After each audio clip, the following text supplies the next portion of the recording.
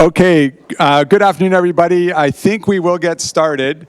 Lots of familiar faces in the audience. For those of you who don't know me and I don't know, I'm Mike Murray. I'm the CAO, Chief Administrative Officer with the region of Waterloo. So I want to thank all of you for coming to our strategic focus session. The familiar faces, I know you've been to some of these strategic focus sessions in the past. I think in the audience we've got lots of regional staff, but we also have community partners.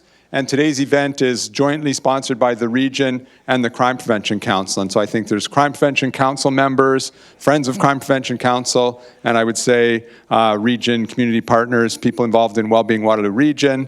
So I think we've got an interesting combination of regional staff and lots of community partners. So today's session, hopefully you have some sense of what you're getting into. A couple of purposes for today. Really, the region and the Crime Prevention Council around the same time are launching into our strategic planning processes. And it's always just helpful to have kind of a launch event. And so that is part of the purpose of today, is really just to launch that. There has been work, I know, on the Crime Prevention Council side and on the region side, you know, at a staff and council level. But really now we're sort of at the stage of broadening those processes out. Also, it's an opportunity to kind of just reflect on our current environment, and as the region and the Crime Prevention Council embark and, you know, continue on our strategic planning processes, it's an opportunity for us to get some sense from you about things we need to keep in mind. And so hopefully, most of you as you came in got a little worksheet like this, a pretty open-ended question, you know, based on the conversation today, what do you think we need to consider as we engage in a strategic planning process? So as the afternoon unfolds, thoughts that pop into your mind, if you want to capture them on this page, and then we'll ask you, if you're comfortable, leave the page on the tables as you leave, because that'll be lots of food for thought for Lorie, for me, for Shayne, for Chris Sadler, as our organizations continue on strategic planning. So in terms of the agenda for the day, your introductory comments, they'll be very brief. And then probably the reason lots of you came, we're really happy to have Professor Henry Mintzberg here, sort of one of the gurus of strategic planning, to share his perspectives on a number of things. So I think you'll find it interesting, stimulating, thought-provoking. So we're really looking forward to Dr. Mintzberg's talk. And opportunity for Q&A with Dr. Mintzberg at the end of his presentation. And then we've got a panel. The panel will include me, Dr. Mintzberg, Dr. Hsiu-Li Wang, who's the region's medical officer of health, and Chris Cowie. Chris wears multiple hats, but past chair of the Crime Prevention Council and executive director of Community Justice Initiatives. So we'll have a bit of a panel discussion, us and Henry, that's completely unrehearsed, so we'll make that up as we go along. And then opportunity for Q&A with any of the panelists. So if you've got questions, note them down, think about it. So hopefully we'll try to make this as interactive as we can over the next hour and 45 minutes. So just about anybody who's worked at the region for any period of time and been through strat planning processes, you've heard my take on, you know, why we engage in strategic planning. And I always say there's value both in the process of working through and developing a strategic plan, and there's value in the product, the plan itself. So, you know, why develop a strategic plan? It really is, in terms of process, it's an opportunity for us to sort of step back, step off the day-to-day treadmill and just reflect a little bit on bigger picture issues, what's going on around us, how are the needs, issues, circumstances in the community changing, and how do our organizations need and want and are able to plan for, prepare for, and respond to those changing circumstances in the community. Both the process and the plan itself really help give an organization, whether it's the region, the Crime Prevention Council, or others, it helps provide a common focus for an organization. and sort of a shared agenda for the staff, in our case for staff and regional council. Here are the things we're trying to accomplish. Here's the biggest priorities for this organization over the next 3 or 4 years. So a sense of common purpose for an organization. I think more than ever, priority setting is important. We do not have the resources to do everything we want to do, and especially in our current changing circumstances, we may have even less resources. So we have to be really intentional about setting priorities. How do we make best use of the resources we have to meet the needs of the community? And as I talked about, changing needs of the community. So how do we make sure that what we're doing really best meets the changing needs of the community, and engaging as many people as we can in that process. So in our case, many of you as regional staff, community partners, and as we move forward with this, we'll broaden that dialogue and include more and more people. And I've made a couple references to these. So some people have said, wow, there's so much going on around us, there's so much uncertainty, now is not the time to be working on a strategic plan. And I actually see it differently. Now is the time where we need to really think intentionally about why are we here, what does the community need from us, and how do we keep providing value even in the midst of the disruption that's happening around us, because there is a lot.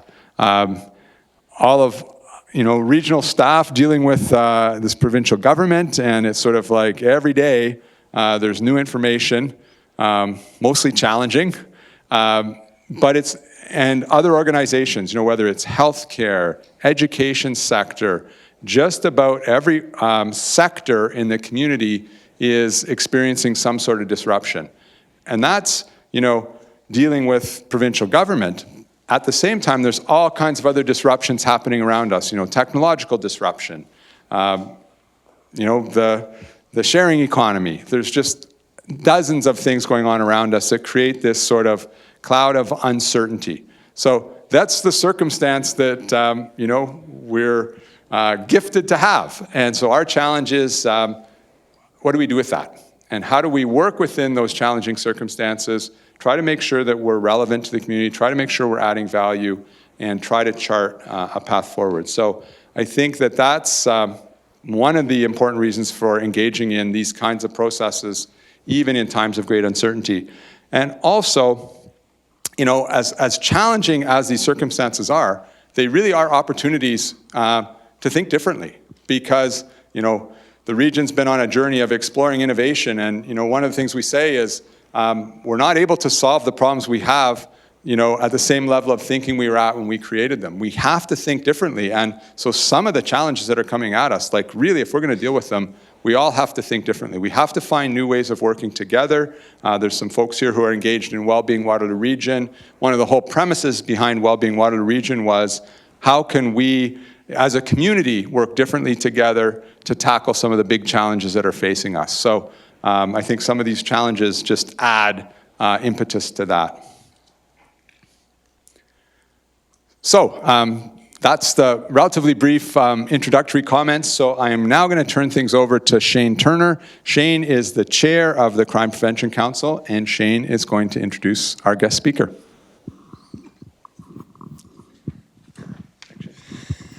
Thanks, Mike, and welcome everyone to this afternoon. It's my pleasure to introduce Professor Mintzberg. Professor Mintzberg, Henry Mintzberg, is a writer and educator, mostly about managing originations, developing managers, and rebalancing societies. After working in operational research for the Canadian National Railway from 1961 to 63, and receiving his doctorate from the MIT Sloan School of Management in 1968, he made his professional home in the Desaultes Faculty of Management at McGill University in Montreal, where he sits in the chair of the Cleghorn Chair, of Management Studies, with extensive stints in France and England. Universities around the world have granted him 20 honorary degrees. He's authored 20 books, including Managers, Not MBAs, Simply Managing, Rebalancing Society, and Managing the Myths of Healthcare. He's also published 180 articles plus numerous commentaries. He regularly publishes a TWOG, new to me, tweet to blog, another thing I'm not going to learn, a collection of which is published in a book entitled Bedtime Stories for Managers. He co-founded the International Masters Program for Managers and the International Masters for Health Leadership, as well as a venture entitled CoachOurselves.com. So all of these are novel initiatives for managers to learn together from their own experiences. He spends his professional life dealing with organizations, but spends his personal life away from it as much as possible. In a canoe, where he collects beaver sculptures, again, new to me. He also spends time in the mountains and on bicycles. So it's my pleasure to introduce Professor Henry Mintzberg.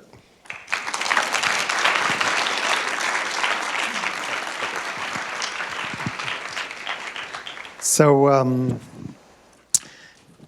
I love the term strategic chat or strat chat because I think strategic planning is often much too formal. So I'm glad you call it a strat chat. That's good. It sets the right tone. I think strategy is about learning. It's not about planning. It's about learning. So good luck with that. We talk about business as usual, or it's not business as usual. The interesting thing about the US today is that the people who didn't want business as usual got business as usual. They voted for Trump because they wanted something different. And of course, they got business as usual, not least of all, Trump's own business as usual.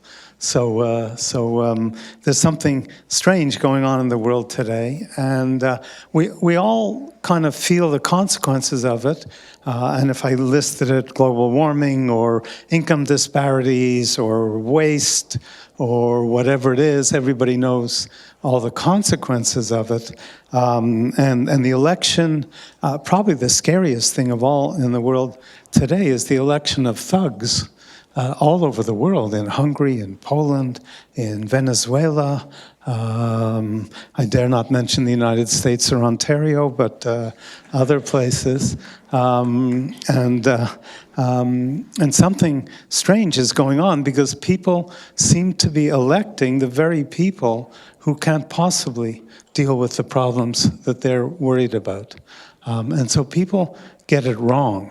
And I've been kind of on a crusade, if you like, about trying to get it right since 1991. In 1991, I visited Prague. It was 2 years after the fall of the Berlin Wall. And it was, and after the Prague Spring, where what was called Czechoslovakia at the time, threw off the yoke of communism. And it was a kind of heady time. Communist regimes were collapsing left and right in Eastern Europe, and the West was triumphant. And the explanation for this, the popular explanation for this, was that capitalism had triumphed. The explanation for what brought down communism was capitalism. Capitalism had triumphed. And on that visit to Prague, kind of right away, it occurred to me that that wasn't the explanation at all. Communism didn't collapse because of capitalism. Communism collapsed because it was out of balance. The countries that had communist governments were totally out of balance. And they were out of balance on the side of their public sectors. I don't want to insult the public sector here, but those countries had overriding power in their governments and their public sectors, and particularly the communist parties that controlled the public sectors. So they were utterly out of balance. If you look at the Western countries before that, coming out of post-war through the 70s, 60s, 70s, into the 80s, the Western countries were in fact balanced. The governments were strong in those countries.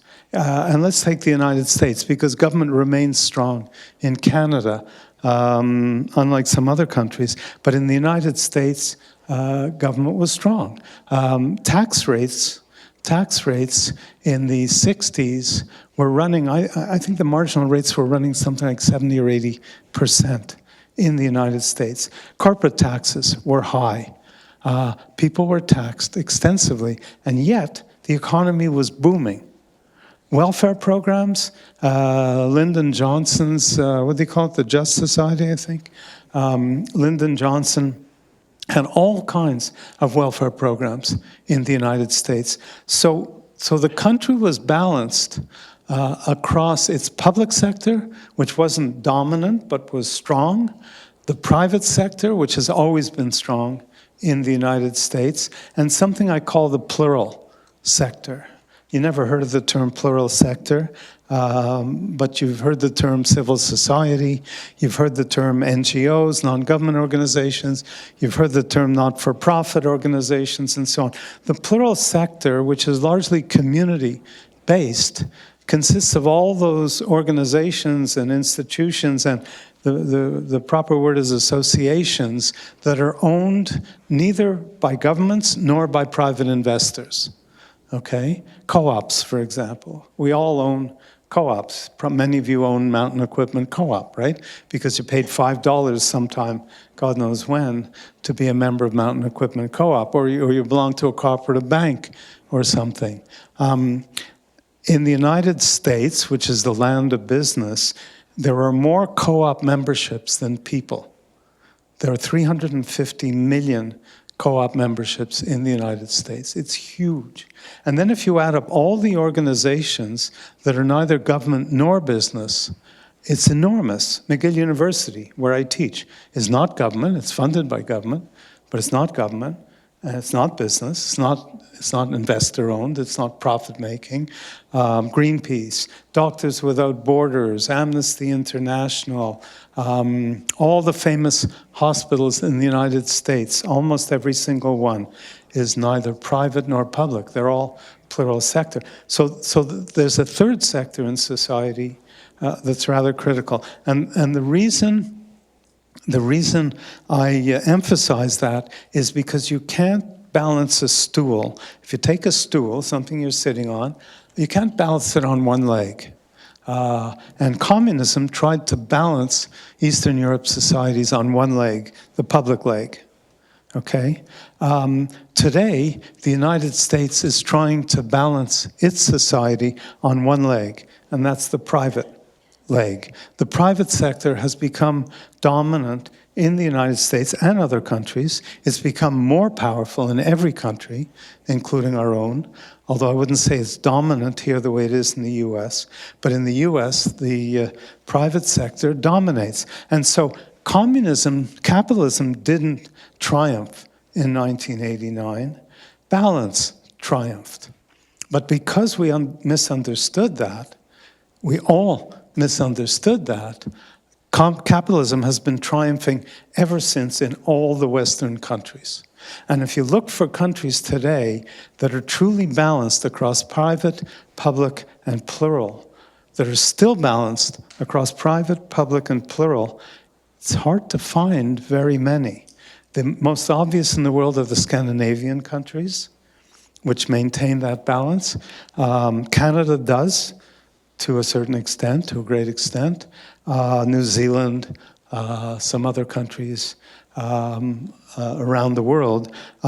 Mostly, countries today are either tilting toward the US model, particularly Britain, which is in the same boat as the United States, or people have been so fed up that they've been electing populist thugs.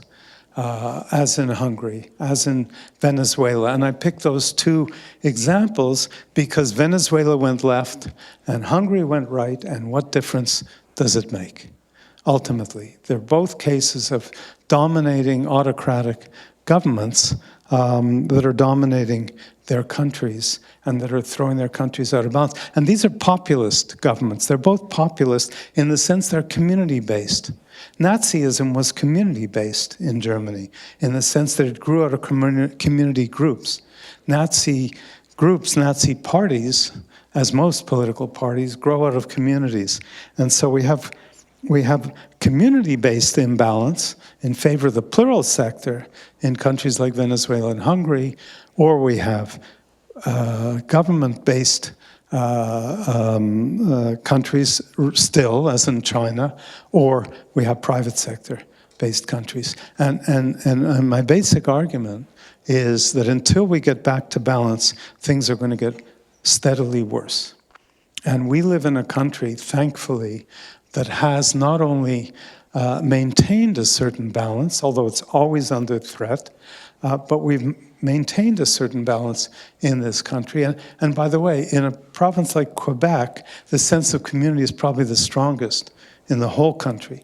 Quebec may be the most balanced place in the country in the sense that the Quebec government tends to be more aggressive, more stronger in a way than most other provincial governments. Business is very strong in Quebec. We have wonderful companies in Quebec. I don't mean SNC-Lavalin, but I do mean lots of others.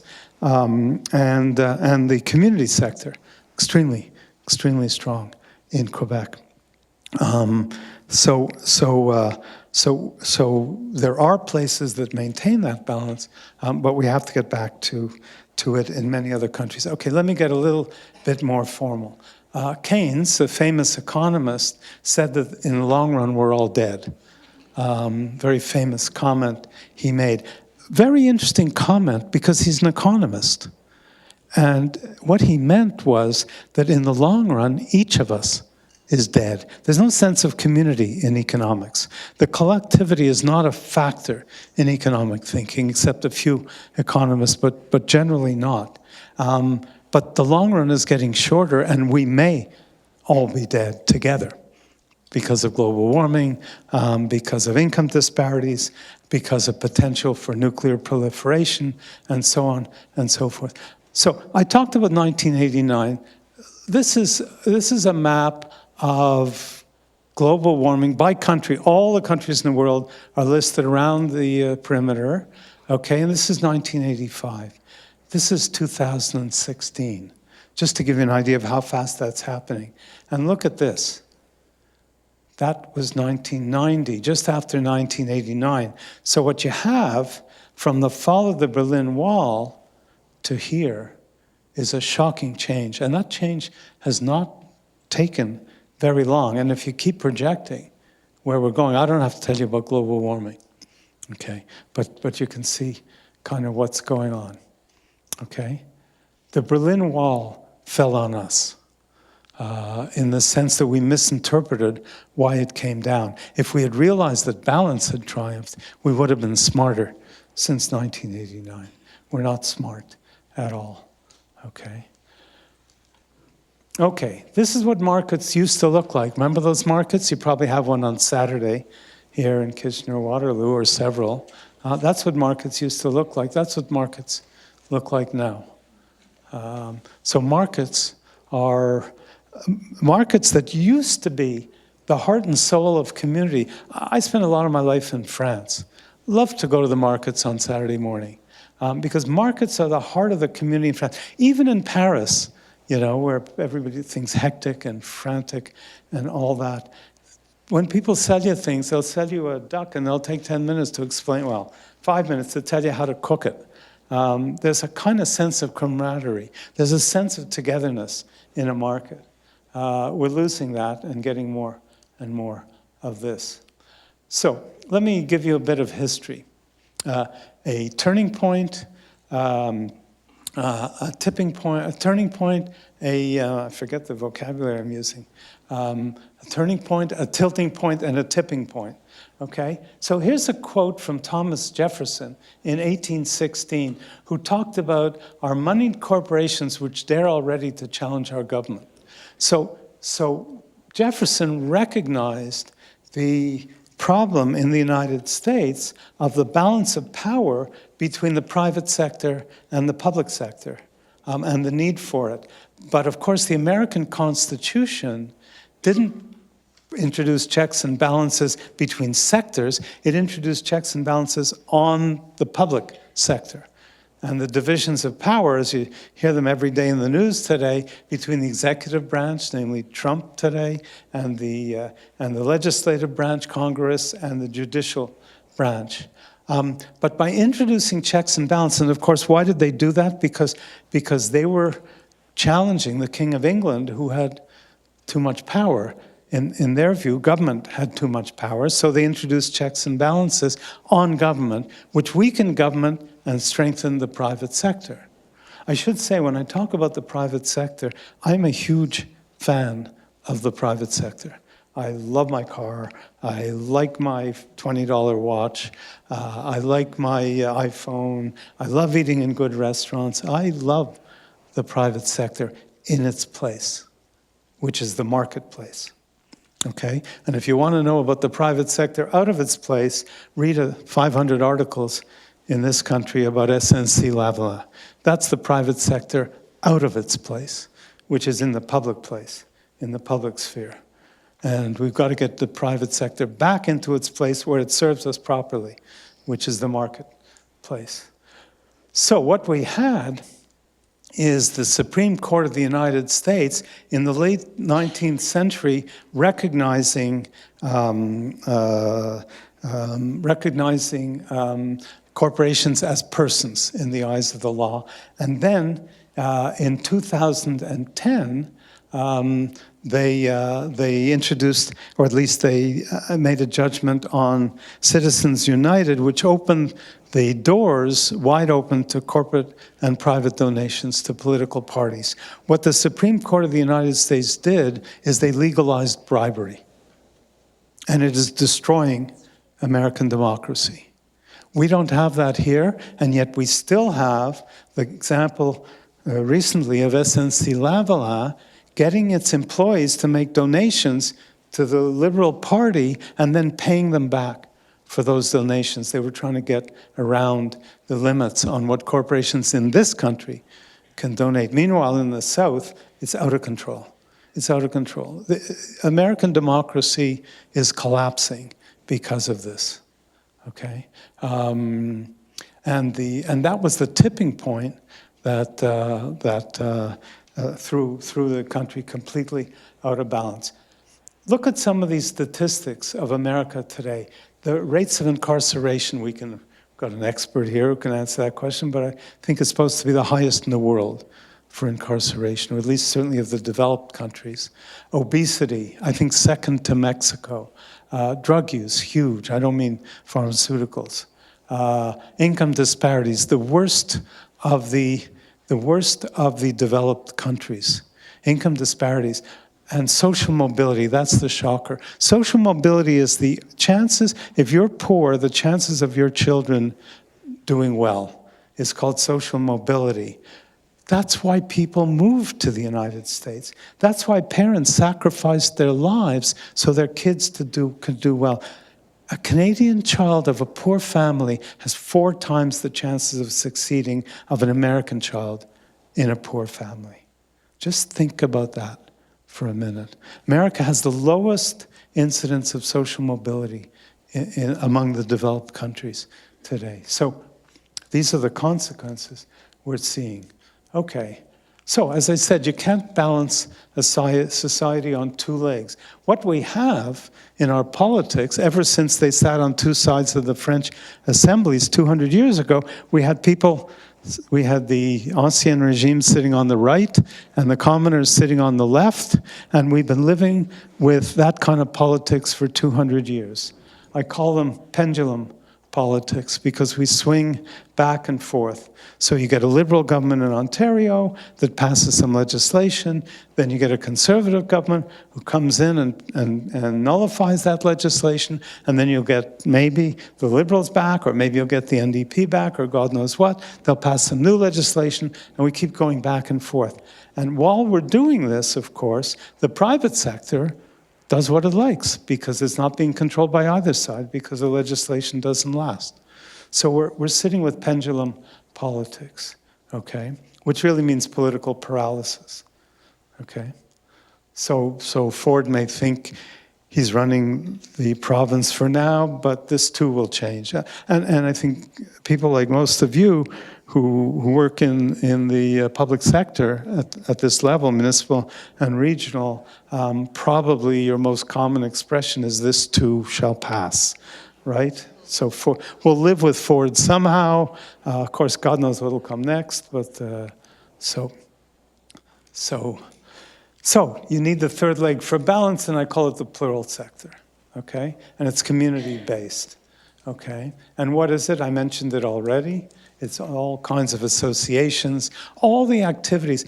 I'll bet that there's no one in this room who hasn't interacted with a plural sector organization, with 5 plural sector organizations in the past week. Okay, if you worked out at the Y, if you wrote a check to Greenpeace, if your child is going to a private school, which is not a private school, it's not a for-profit school, it's a plural sector, it's a not-for-profit school, or the hospital you go to. Some of our governments think that our hospitals are public sector, but they're not public sector, they're plural sector. Most of our hospitals were created independently, they're funded, I don't know the situation exactly in Ontario, but in Quebec they're funded by the government. They're not owned by the government, but go tell our previous Minister of Health about that. He basically nationalized the hospitals. He got rid of the boards. He nationalized the hospitals, which is illegal, but they don't have the guts to challenge him, okay? Because he doesn't understand the difference between public and plural. He thinks it's all public and private, okay? So why do I call it the plural sector? Because it has to take its place alongside the sectors we call public and private. And until we do that, if we call it civil society or something else, we're not seeing it as an equal partner with public and private. And when we do, we can start to reconfigure. The word I like is reform or reformation. You know, I've been looking at the Reformation, the Luther Reformation recently, and the conditions when Luther nailed his 95 Theses to the wall of that church in Germany, the conditions then of the Catholic Church were strikingly similar to the conditions we're facing today. Strikingly similar. So with the corruption, with the abuse of power, all of the characteristics that you can imagine seem, or so many of them, seem so similar. So, who's going to lead the change in all this? Who's going to take the lead to fix this? Okay? If you ask most people in the United States, they'll say business. Business has to take the lead. I have a collection of what I call adjectival capitalism. It's all the different forms of capitalism that people are proposing in the United States. Here's a few of them. Sustainable capitalism, caring capitalism, inclusive capitalism, conscious capitalism, breakthrough capitalism, democratic capitalism, and now Stiglitz, famous economist, has just come up with progressive capitalism. You know, to quote Shakespeare, or at least to paraphrase Shakespeare, methinks the capitalist doth propose too much. It's written down there anyway. I like democratic capitalism the most because capitalism is the noun and democratic is the adjective. It's quite clear what the priorities are. Capitalism is what's important, and democratic is kind of the afterthought. This is the world we're living in today. Okay? Can government take the lead? And you people represent government. And you probably feel an awful lot of this. So can you take the lead? I'm not sure government is capable of taking the lead now, and I don't mean you're not capable personally.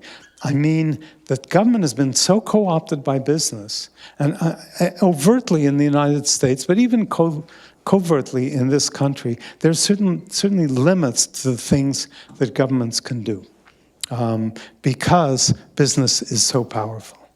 Okay, and if you look at global conditions, globalization is essentially the greatest force in the world today, and it's not a social or a cultural globalization, it's an economic globalization. So private companies, and you all know about that, or most of you know about that, private companies in other countries can sue the Canadian government if it introduces legislation that interferes with their profits. That's like saying your hands are tied in terms of legislating on all kinds of things. And we accept those clauses in trade pacts, including NAFTA, the new one, whatever it is, including the Trans-Pacific, whatever it is. It's written into all the trade pacts. Kind of crazy, the world we live in. So, to me, the real change will have to begin in the plural sector. And who is the plural sector? You're the plural sector. I'm the plural sector. Everybody is the plural sector. We might work in business or work in government. We might vote for governments, but we live our private lives in the plural sector. As I said before, we work out at the Y, we belong to clubs, we go to universities and hospitals that are in the plural sector. We do all kinds of things. It's a huge, major, important sector. And yet, we don't recognize it. It's kind of like it doesn't exist. We know the components exist. We don't recognize it as an entity. It's really, really quite shocking. I suspect that never before in history have so many people been prepared to move on something as on this imbalance. We all feel it, we all know about it, and yet it's not articulated. There's no sense of coming together. There's no sense of creating a coherent movement to change that. And I think that has to start in the plural sector. And as I said before, the Reformation in the Catholic Church or in religion in the 16th century was very much like the conditions we're facing today. Many, many people, that was restricted to Europe in a way, but many, many people were prepared to move. And it just took some spark, whether it was Luther's 95 Theses nailed to the door of a church, or whatever else it is. It took a spark. The civil rights movement in the United States took a spark, which was a woman getting on a bus in Montgomery, Alabama. I think the most interesting Reformation was the Quebec Reformation, known as the Quiet Revolution in Quebec, but it was the Quiet Reformation. It wasn't a revolution, it was a reformation. Had no leader, not at the beginning. It had no leader. It simply had, the spark was the death of Duplessis and the fact that women in Quebec in particular were not going to have 10 children the way their mothers did. And it's interesting, all the women I knew of the previous generation, of my generation, all had 6, 8, 10, 12 brothers and sisters. I can't think of one that has more than 2 or 3 children. It was simply a movement against the church and against being held back. So when people are ready to go, it's any kind of spark can get them to go. Okay, but it takes all 3 sectors to move, and there are many, many people in business who are really concerned about what's going on in business today, and they want to introduce some kind of changes. People in government are very concerned about this, and they want to make changes. So, this is some new stuff that I'm working on now, because we're trying to think about, okay, what can we do? What can we do to sort of, we're not going to lead. I once read that Karl Marx learned how to ride a horse so he could lead the revolution. I don't think that's in our books exactly. But what can we do ourselves?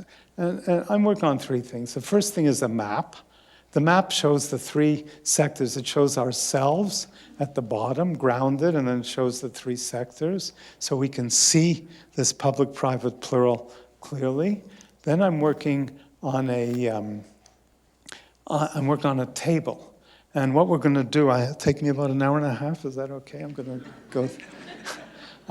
So I wrote down all the things that I could think of that we could be doing, okay, that anybody could be doing. So if somebody says, well, what can I do? This is the Irene question. When I wrote my book called Rebalancing Society, a woman named Irene, she's a manager, she was in business and the plural sector, and she read the book and she said, I understand, but what can I do? Okay, and ever since, everything I propose, people always come back and say, yeah, what can I do? So I did this, okay? And of course, we're preparing it so it looks like that, which is a little neater, which basically says, what can I do? What can we do as a community? What can we do in our business? What can we do in our government? What can we all do in this planet together? And we're starting to fill out that. And this is an interesting example of what we're doing. So let's see if this is the first time I'm trying this, a brand new technology for me. So what we're going to do, before we click on it, what we're going to do is all of this is getting typed up. Okay? Nobody will be able to read it, except maybe if they have a magnifying glass on the original printed thing.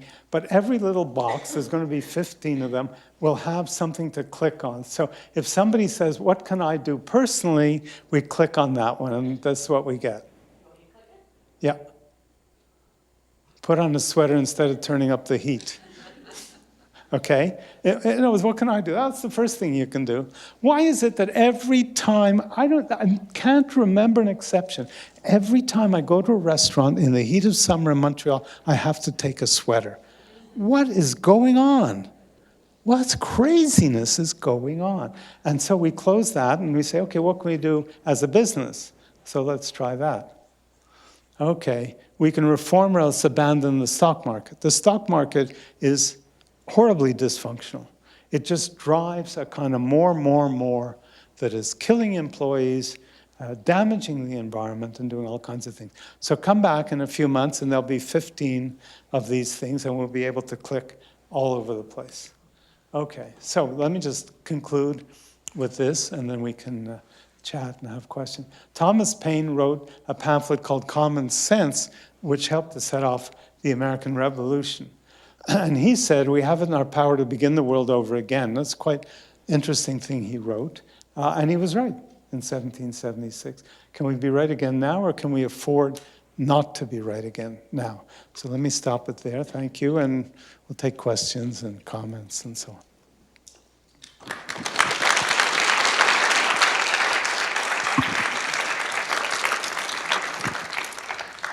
So I think I said it would be thought-provoking, so hopefully it was. So questions from you. I'll try to sort of direct topics, moderate, and if you have a question, put your hand up, and then just stand up and try to project as much as you can. I'll try to repeat the questions. So, questions? Yeah. Your concept of the plural sector is very interesting. I'm just wondering, in a democratic society, isn't the government a representation of the plural sector as we elect those officials to represent us? Well, I mean, anybody can define anything any way they like. So in a sense, it is. Political parties are part of the plural sector. They're largely community-based. They have integrated offices, but they're, especially in this country where we have ridings, every riding has its community. The political parties are very community-based. But we elect people to serve in government. And that's not quite the same as plural sector. Plural sector is kind of, some people call it the voluntary sector, although not everything is voluntary. You can work for the Red Cross as a volunteer. You can work for the Red Cross as an employee. So I think there's a difference. The public sector is not supposed to represent the plural sector. It should be representing all the sectors. It should be representing balance. But of course, the pressures on government are coming so strongly from government. The SNC-Lavalin case is such an interesting example of what happens with a liberal government that is rather liberal, and how illiberal it could be. Or in the case of Trudeau himself, on one hand, promoting carbon tax, and on the other hand, supporting pipelines to carry not exactly the cleanest oil around the world. So the pressures are there. So not quite, I think. Let me say something. When I was writing the book, I started writing from 1991 when I got home from Prague and published it 23 years later or so. I was going around the world holding workshops, and one guy in Costa Rica said to me, well, don't you want the three sectors to work together? Why do you want to separate them, make them distinct? And I said, as long as one sector is more dominant, you have to make them distinct so they can stand up to the other sectors or stand beside the other sectors. So I'll give an example of something you all know and do probably all the time, which is PPPs, right? Public-private partnerships. You do lots of that in government. Well, I think we need PPPs, public-private plural partnerships, which we have. We just don't call it that. So I prefer to have that distinction. Other questions?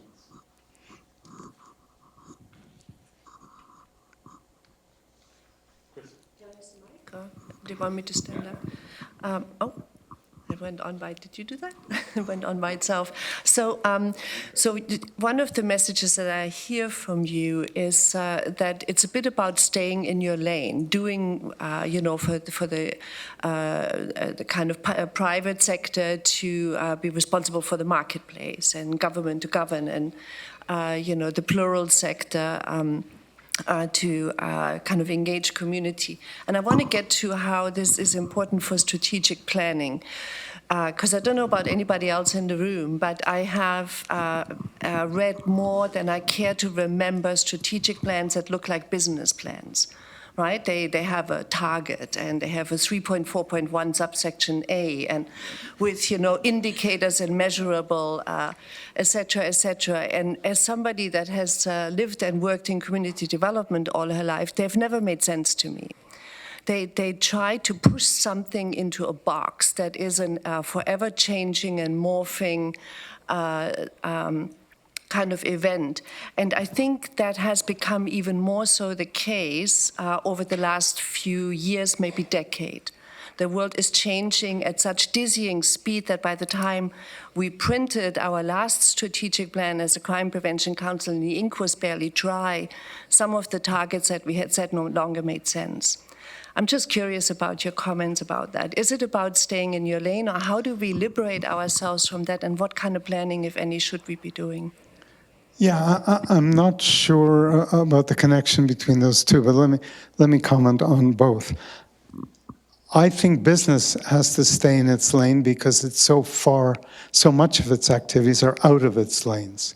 SNC-Lavalin had no business doing all, leaving aside the outright corruption, it's the legal corruption that bothers me much more than the criminal corruption. Well, not more, but as much as the criminal corruption. And the legal corruption was all the ways it tried to maneuver to get out of it. And so business has to stay in its lane. I think the lane for the plural sector is to help the other sectors appreciate what they can and shouldn't do. So if you read Alexis de Tocqueville, who wrote a 2-volume thing called Democracy in America in the 1830s, he didn't use the term plural sector, but he used the term associations, and he meant plural sector. And he said it was the key to American democracy. At that point, you have to appreciate there was no other democracy. There was there were some forms, but there was nothing like the American democracy. And he came from France to write it up. He actually came to write about the prison service, but he ended up writing about America in general. And he saw plural sector associations as the key to American democracy. So the lane of the plural sector is to keep the other sectors straight. Actually, the lane of all three sectors is to keep the other sectors straight, because business has to make sure that government doesn't protrude inappropriately, government has to make sure business doesn't protrude inappropriately, the plural sector is to make sure that both business and government don't get carried away, and so on and so forth. So interesting kind of thing. As far as strategic planning, I don't know if I'm allowed to say this, but I wrote a book called The Rise and Fall of Strategic Planning. So I recommend 400, 350, whatever it is, pages. It's the word planning that throws me.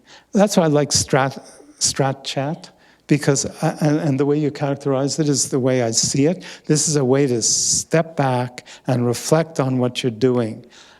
But the idea of doing plans all the time, this will interest you because you've all lived through this. A friend of mine in England asked a very, very senior civil servant in the UK in healthcare why they measure so much. And you know what he said? He said, what else are we supposed to do when we don't know what's going on? Okay. Now, you could say the same thing about strategic planning. Why is there so much forced strategic planning? What else are we supposed to do if we don't know what's going on? As if that document will tell us what's going on. Of course, it depends what you ask for. If you ask to describe the problems and what's going on and what the pressures are, that's one thing. If you want a 5-year plan in a situation where, bang, you have a provincial election, everything's out the window, then it's not too helpful. I see strategy as a learning process, and I use the word emergent strategy instead of deliberate strategy. That strategies emerge through a learning process, and you got to be prepared to adapt and change when all hell breaks loose or something happens that you don't expect. Strategy as a plan is fine when you can predict. The trouble is we can't predict discontinuities. Nobody predicted Trump's election, well, not too many people. Nobody saw Ford coming 2 years or 3 years earlier. So you've got to be careful about locking into concrete something that and of course, flexible planning is a bit of an oxymoron. I mean, either you plan or you're flexible. And contingency planning, the trouble with contingency planning is that the contingencies tend to be self-fulfilling. The United States had a contingency plan for Vietnam called the Green Berets. You know, guess what happened? They sent them in to fight and got into a war. So be careful of contingency planning, too. So I'm going pretty big picture. I'm taking advantage of your research and what you're sharing with us. Globally, it looks like those thugs that you spoke about are aligned, are beginning to work together, and for nefarious ends, something related to sucking all the money, let's say, and maybe enslaving the rest of us as kind of worker bees or drones or something. I don't know. And I feel that in Canada, we too are vulnerable to this, targeted in some ways. In fact, the Arctic is in fact being targeted now. So as Canadians, is there anything back to your what can we do slide? Putting on a sweater will help with the climate. But what about politically? Is there anything that we can do? What about which? Politically. Yeah, actually there is a box. There is a box up there. I'm not going to show you it because it won't help anyway. But there's a box that to me is central, and I put this in thinking as a Canadian. We can't, look, imagine a city, let's take Kitchener, get rid of the police force, and let's have nice and weak municipal government and regional government in Kitchener with no police force. Guess what will happen? You can figure out what will happen. The gangs will take over. They'll either destroy each other and everybody else, or they'll parcel out the territory and each one will grab territory. That's our global politics today. We have China, we have America, and we have Russia, all problematic countries right now, vying for influence. And the rest of us kind of sit around like, gee, somebody should do something about this. Well, I mean, every one of my proposals is impossible and outrageous. But the most outrageous things I say are usually the truest. So let me suggest something, which is that countries like Canada, the democratic countries that care, and there are enough of them around, there are, as I said, in Scandinavia, New Zealand, all kinds of, they have to get together and start to stop the power of the big powers. The United Nations Security Council is not a security council, it's an insecurity council. The 5 permanent members have 3 things in common. They all have large arsenals of nuclear weapons. They all have histories of bullying, all 5 of them, if you go back to colonial times, and so on. But most important, with Germany, they're the 6th largest exporters of armaments in the world. This is a security council. We can no longer tolerate it. So how do we break it? One thought is countries like Canada have to get together with other countries and do something about it. One good example of that is how the European Union challenged Google. Okay? You had a coalition of states in Europe together challenging Google, and they could stand up to them. Germany couldn't by itself, maybe, or France couldn't, or Belgium couldn't. Together they could. Okay? So that's one answer to your question. But all of those things on that messy chart are all just proposals. It's an infinite. My answer to Irene is there's an infinite number of possibilities. Here's 15 or 20 or 30 of them, you know, but you can come up with anything. There's no limit. question. I think that your explanation about the three areas is very interesting. Yeah. Now, in regard to situation like this one, like here in the region, Waterloo, how they can know if there is a balance at this level of the society? I'm not talking about Canada, I'm not even talking about Ontario. I'm Yeah. talking about the region Waterloo. Yeah. So that will be the first thing. But the second one is, the first one is, how do you know that there is a balance or not? And if there are some steps to take, if the diagnosis is that there is an imbalance, and you need to create that balance. Yeah. I talked about going, I'm supposed to stay in my, this is my little kind of prison because the cameras. I talked about going around the world doing these talks and having workshops. And in Costa Rica, it was in Costa Rica, somebody said to me, sorry, I talked about Costa Rica. In London, I did in London, and somebody from a right-wing think tank, often those are very smart people, right? He said, Henry, I agree with everything you said, but my view of balance and your view of balance are completely different. As far as he was concerned, government had too much power in the UK, okay? Over business. So balance is in the eyes of the beholder. There's no measure of balance. But go around the world and start asking people kind of what's bothering them and what they're angry about. And don't give me second causes like, it's Obama.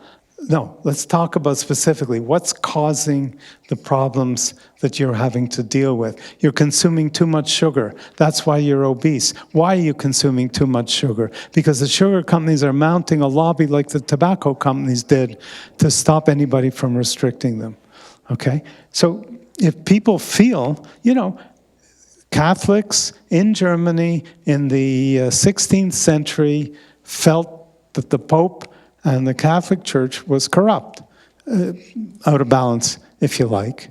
And enough of them were willing to do something about it, so that after Luther posted his theses, it took a very short time till there was huge change towards different forms of Protestantism and also adaptation of Catholicism, also, reforming of Catholicism itself. So there's no measure.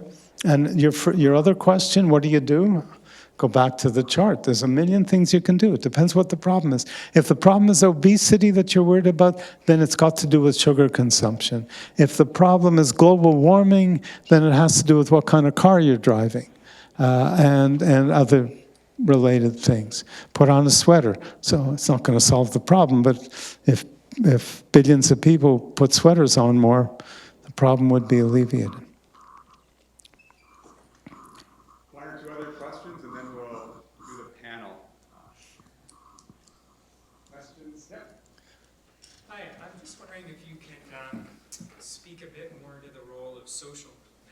Social movements. Yeah. So, just in the sense, it's clear that there is this feeling of being so out of balance, and to speak to climate specifically, it seems like dozens of different movements rising up now that are really trying to disrupt the status quo. Just a week ago in the UK, we had the entire UK declare climate emergency as a result of this type of social disruption.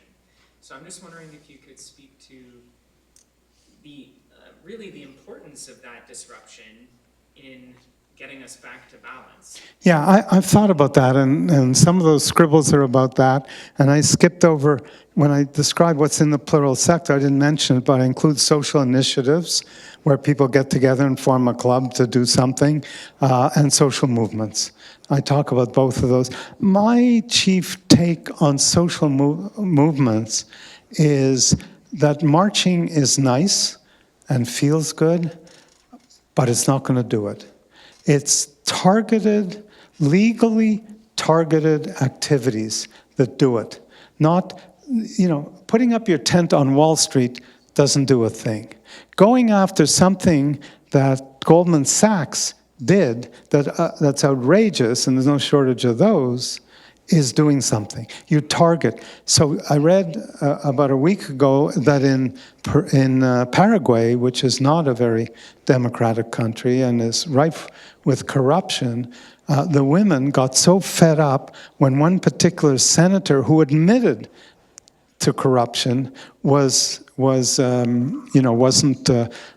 found guilty by the courts. They got so outraged, they surrounded his house and started throwing eggs at the house, which start to stink after a while. The guy resigned.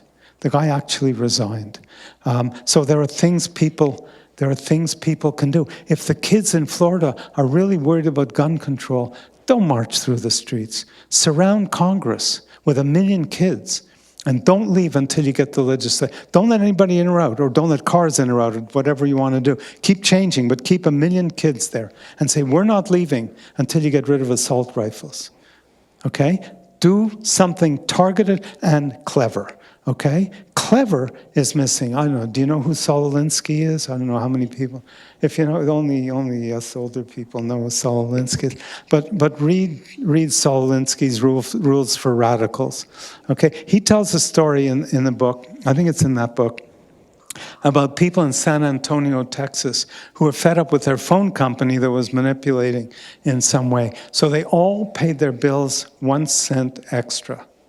And it drove the company crazy because they had to show 1 cent credit for all their customers, and they backed down. Okay, do something targeted and do something clever.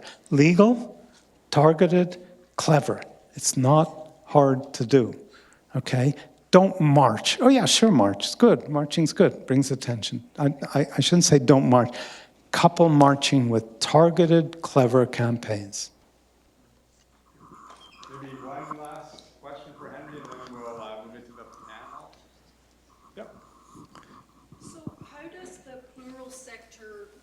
Marshal its energy to take on the economic man, because we define ourselves, we are driven by economics. Capitalism defines almost every aspect of our life. In your treatise you talked about the fact that capitalism has basically commodified almost every aspect of human existence to the degree that even the spiritual, the moral, the ethical is sold back to us in commodification, so that we're so fragmented that we feel very apathetic. We can't take on this big world, because how do you do it in a way? The greatest good for the greatest many seems to be part of our Canadian small L liberal mindset that we here in Canada, I think, is one of the things that we cleave to. But how do we marshal that plural energy so that we can disparage the cynicism and the apathy that I think is what's in the way? You know, prostitution is rampant. And I define a prostitute as anybody who sells a cherished resource indiscriminately. Okay? So rich movie stars who endorse products they couldn't care less about are prostitutes, in my mind. And what we've got is rampant prostitution. People selling all kinds of things that are valuable to them. You've probably seen the book, What Money Can't Buy, or if you haven't, it's exactly what you're talking about. It's a book that goes through all that. I'm glad for those questions, because so far I've got a little box. I've got a little answer, not the answer, but an idea of an answer. And it's up. I do a blog, gives me a good chance to promote my blog. I do a blog every couple of weeks or so, mintzberg.org/blog, and the current one is called From Ebola to Imbalance.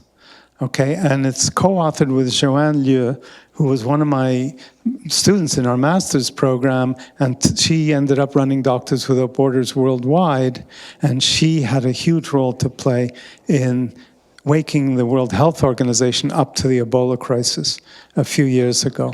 And so we wrote this thing called From Ebola to Imbalance, and our argument is that the NGOs each have their own cause. Okay, so Doctors Without Borders cause is health or treatment, and Amnesty International is about justice, and Greenpeace is about environment, but they all have common cause. Common cause is imbalance.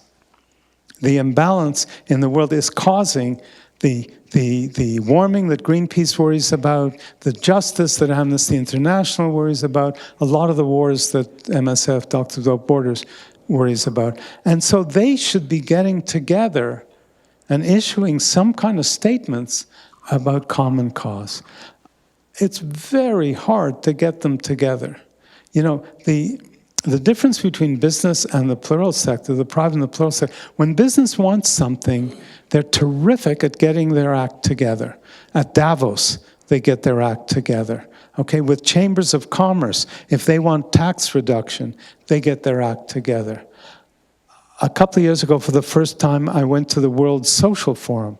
Davos, the World Economic Forum. I went to the World Social Forum. It's pandemonium. You know, the social sector organizations don't get their act together. They're going to have to. Not for everything. Greenpeace is still going to be about environment and so on, but they have to work together on common cause. So that's another little box up there. Yeah. So let's try the panel. We hadn't rehearsed the panel, so we'll see how that goes.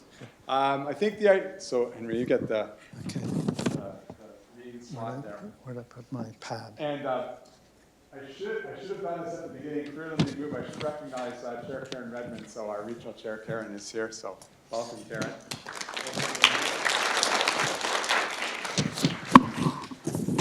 Hearing lots of ideas for strategic planning. Yeah. So I'll put myself down here.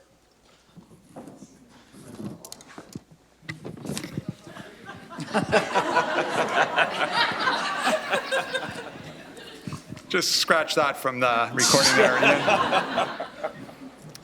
I think the idea of the panel was either Chris, Hsiu-Li, me, questions for Henry, or Henry, questions from you to any of us. And this is really intended to be kind of a little more thought-provoking.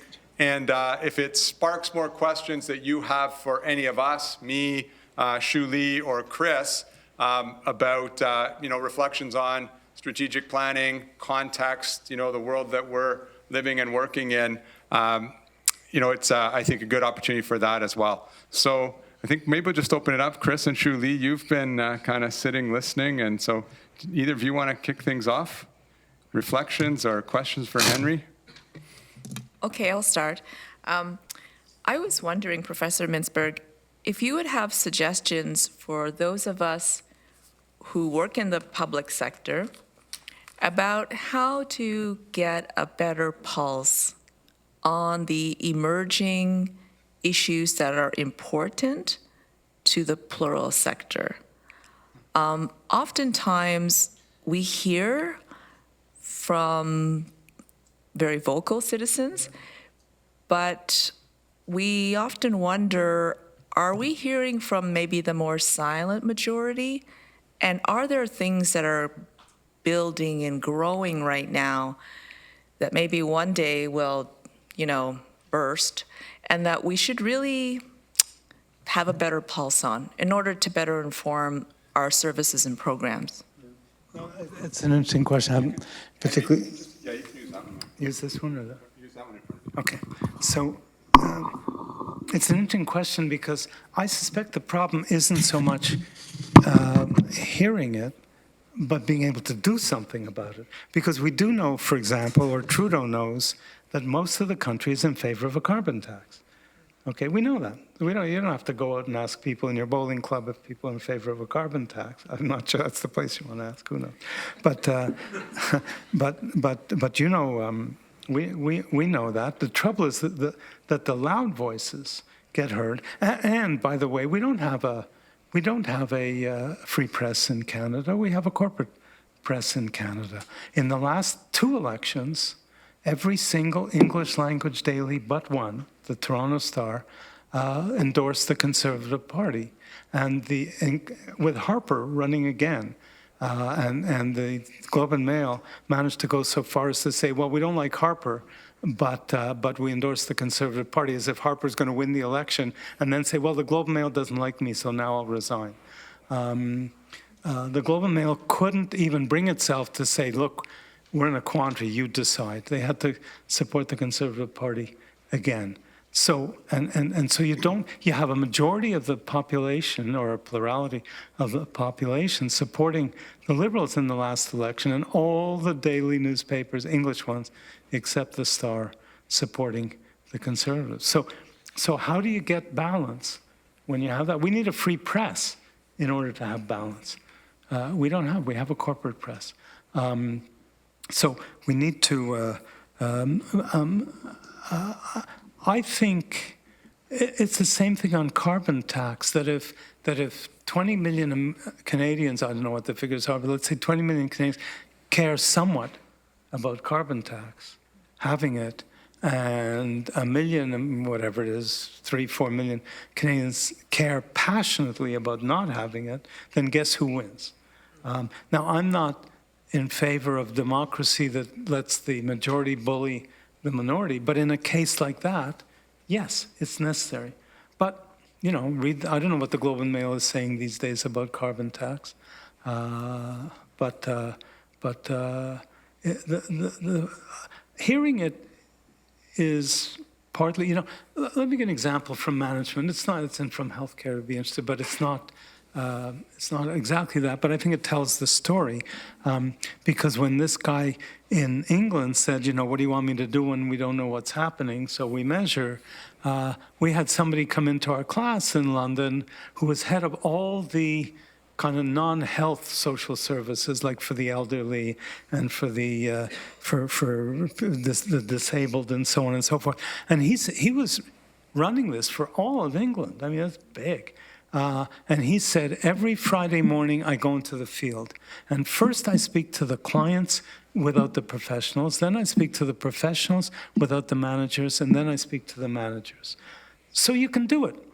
You can do it. You don't have to be everywhere, but you can still get the pulse of people by doing things like that, instead of just scheduling appointments with whoever has the power to get through your guard in order to make their case.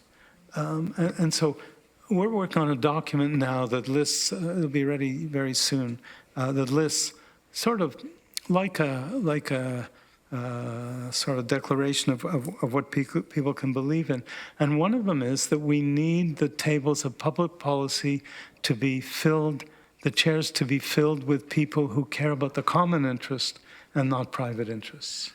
Why does business why would the sugar companies have a seat at a government committee that's concerned with sugar in the diet? Why in the world? Of course, the answer is we might screw up, we might get something wrong. Okay, so we'll figure it out, and then we'll go to you and see if it's doable. But giving you a seat at the table? That's crazy, and we do it all the time. We've inherited all that from the Americans, but the Americans have tilted that way from the very beginning, and we haven't, and now we are.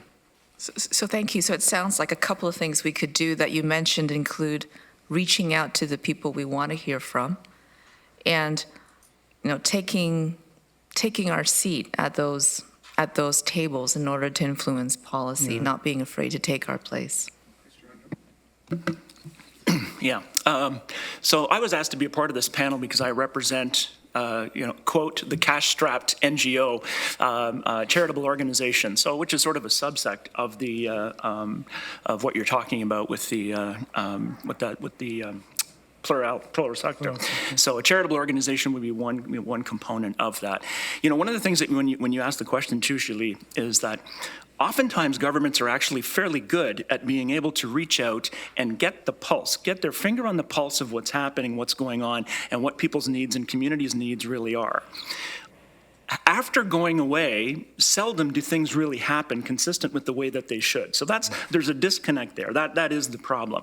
And I think that some of the things that have happened, as you were talking about the plural sector, it began to sort of make me think about a number of things that I've thought about many times. I've watched as the charitable sector has changed dramatically over the last 25 or 30 years. And it's almost as though government has wanted to see most of the charitable sector turn into a piece of the broader public service sector. They see it as a more inexpensive way of being able to hire them to do things that are consistent with their plans. What gets lost in that is some of the heart of the mission within those organizations because they're compromised in order to be able to do that. And you also lose a bit of touch with some of the donor base. These are people who actually will pull out their wallet and give you money because they care about what you're doing, have an interest in that. And over the last 20 years, when I speak with more donors, I have more and more donors who say the government should be supporting what you do. That somehow tampers with this relationship, pulls us in so it's out of balance. It becomes it's not balanced anymore. So in the context of planning, when you're talking about planning and you're talking about emergent planning, it strikes me, and this is sort of a question, it strikes me that there should be an effort to pay attention to what are the emergent things in our community. What is the pulse? What is going on out there? And that the planning should be about how we do that and plan for a response that's consistent with everyone's needs, including that plural sector, not just what lines up with the government, with what government has already established as their kind of strategic goals in the end. Yeah. I wish I could answer that one cleverly. I can speak to a broader issue which won't help your immediate concern, but a large part of our problem is the starvation of government. The starvation of government because of tax changes. So this country now taxes corporations at 15% or something. Federal government at least, and so governments get starved. Now, and if governments get starved, they start to do other things. So it's interesting because what you're describing, not being co-opted by business, which is what I often hear from NGOs, is the donors want to call the shots. That's being directed by business people with business thinking. What you're saying is we're being co-opted by government by being forced to do their bidding on things they can't afford to do.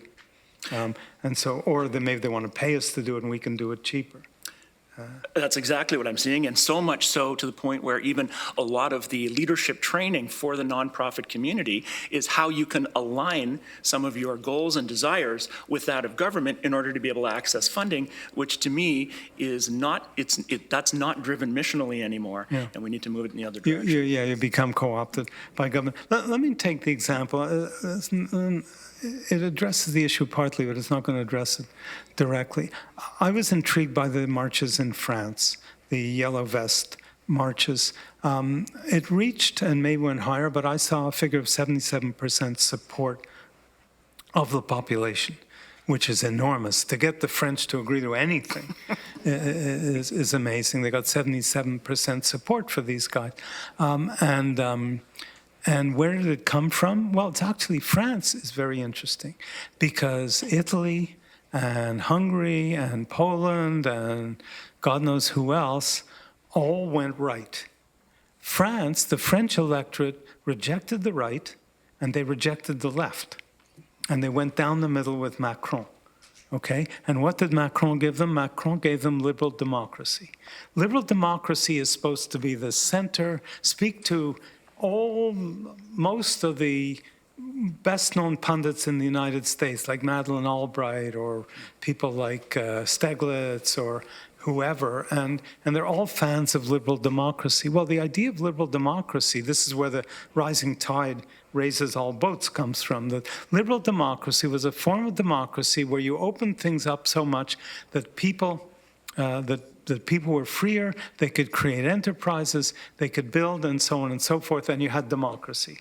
Well, if you came from a kingdom, that was good, and that's what happened. That's not what's happening now, because the private sector has learned how to raise the yachts while the dinghies are anchored down below. So every time the tide goes up, the dinghies get swamped, and the yachts are floating on top of the water higher than ever, okay? So, and that's what the French are pissed off about, and that's what the French were willing to recognize. in this march. We didn't vote left, we didn't vote right, we got center, and by getting center, we got the right. Because that's what liberal democracy is. So I wrote a piece that nobody wants to publish called Needed a Comma Between Liberal and Democracy. Because we need democracies that are liberal, we don't need liberal democracies anymore, because they're not democracies anymore. The private sector has learned how to maneuver through that to its own advantage. So, does that help you? Only in the broadest sense that if we can wake up to these imbalances, that can address the problem you're concerned with, and you can go back to doing, the NGOs can go back to doing what they're supposed to be doing, and not quasi-government.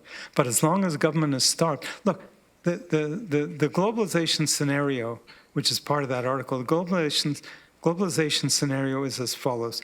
You put pressure on governments to reduce corporate tax and tax on the wealthy, okay? They did it, so you did it.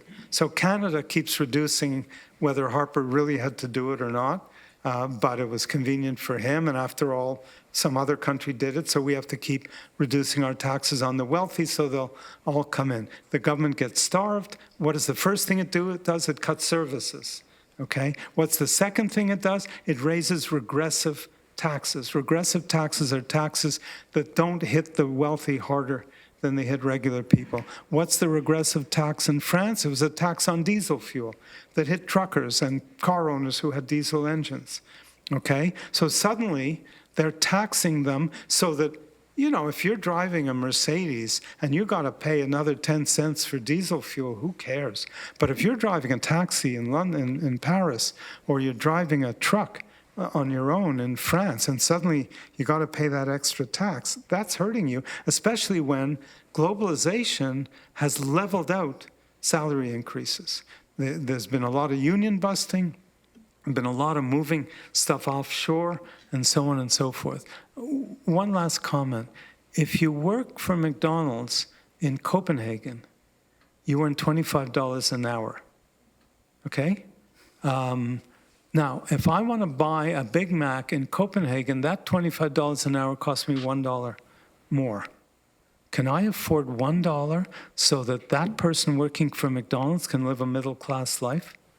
Okay, in the U.S. they're getting $10 an hour. God knows what they're getting, but the minimum wage is atrocious.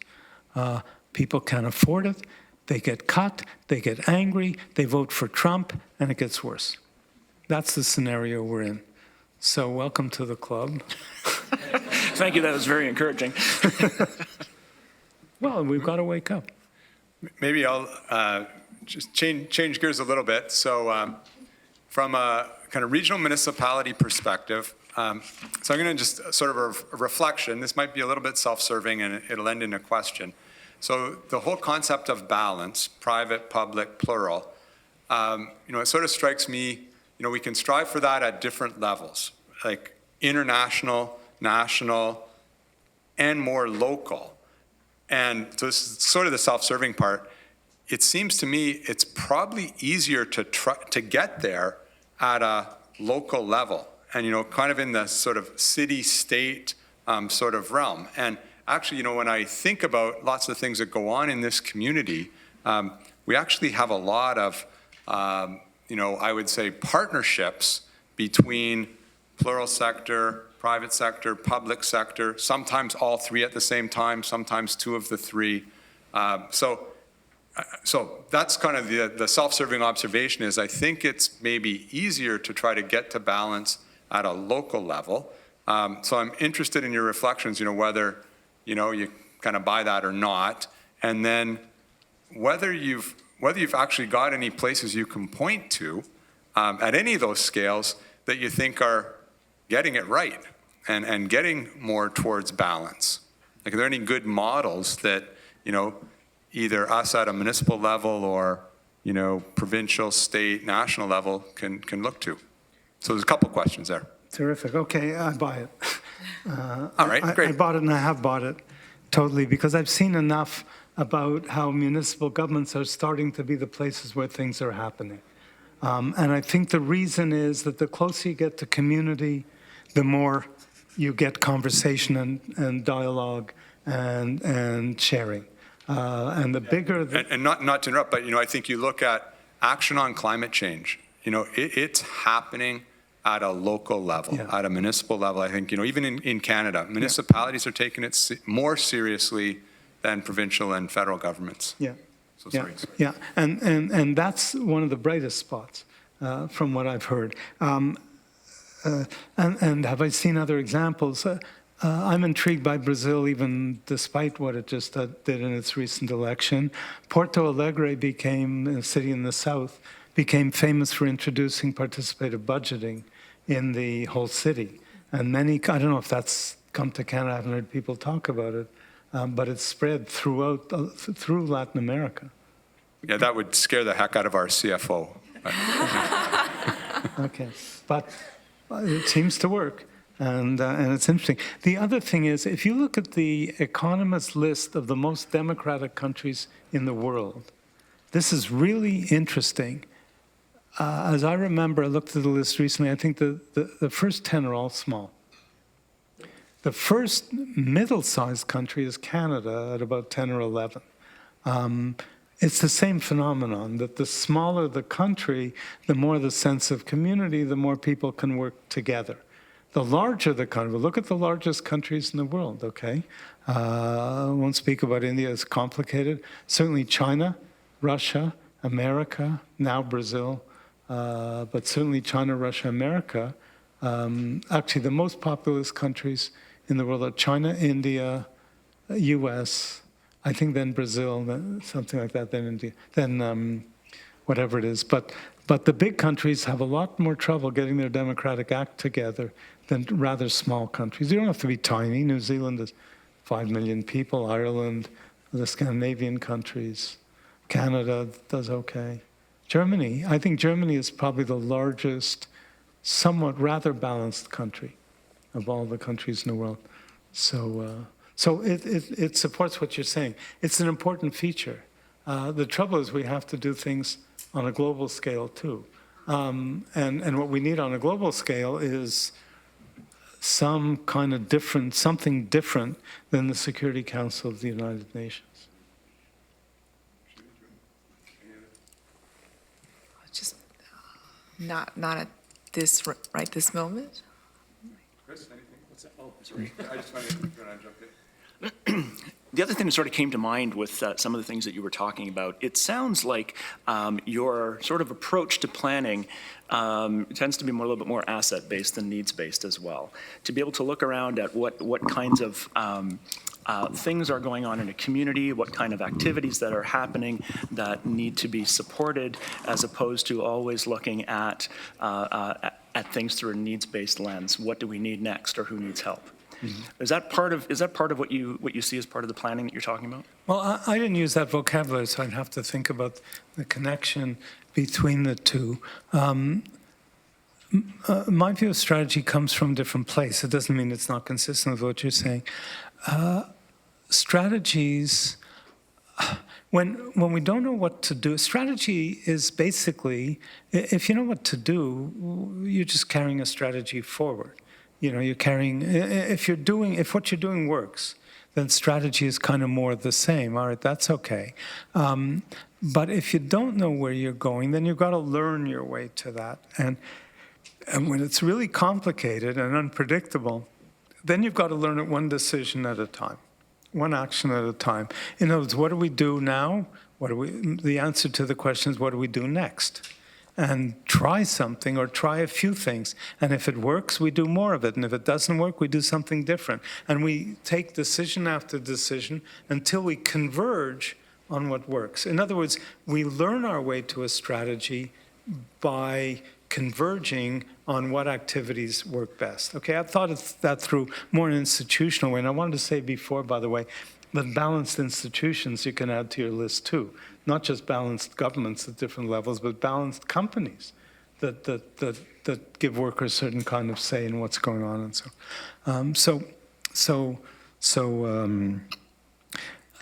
That's essentially how I view the strategy process.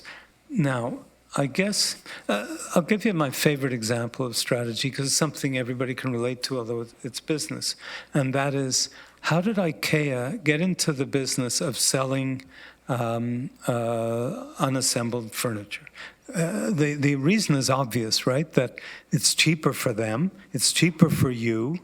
You can take it home in your car. It's a brilliant, absolutely brilliant strategy. So how did they come up with this? Did a group of strategic planners sit in a nice retreat and say, let's introduce unassembled furniture? Why would they even think about that, sitting in a place with fancy chairs? You can't even assemble these things, you know? So the story on their own website is that a worker tried to put a table in his car and it didn't fit, so he took the legs off. Okay? The strategic moment, there were two key strategic things. One was the strategic moment when someone said, hey, wait a minute, if we have to do that, so do our customers. You can imagine all the workers who took the legs off the cars and never thought about it, off the tables, never thought about it. Now, for once, somebody thought about it. That was the strategist. It wasn't the chief executive. It was a strategist. The second was a culture that got that point through to the people who could put resources behind it. So I don't know if you call that needs-based or asset-based, but it's idea-based, basically. Somebody came up with an idea, it made its way through. It took them 15 years to perfect that. This wasn't an overnight thing. I mean, all those little screws that you put in to assemble things, you know, think of how much time that took. So that's an example of how strategies develop. In IKEA, you go into the warehouse. Where else do you go into? Costco is a warehouse, but where else do you go into the warehouse? Only in IKEA. Why do you do that? They opened a store, a brand new store in Stockholm. They had a traditional thing with a desk. You gave them a sheet of paper. You told them what they wanted. They went and fetched it. They were inundated. They couldn't keep up with all the people lined up. They threw the desk aside and said, go find it yourself. You can imagine the chaos at the beginning because it wasn't labeled that way and so on. That's how strategies develop. I don't care if it's public sector. Oh, it does bring me to something I want to say about the public sector. So even in the public sector, you know what the biggest problem in the public sector is? That formulation and implementation are locked into concrete. Okay? The politicians formulate, the civil servants implement.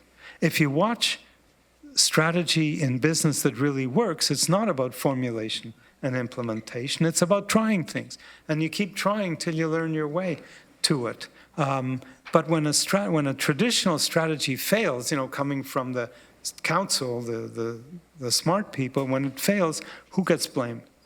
Always implementation, never formulation. And I think the reason is it's the formulators who do the blaming, okay?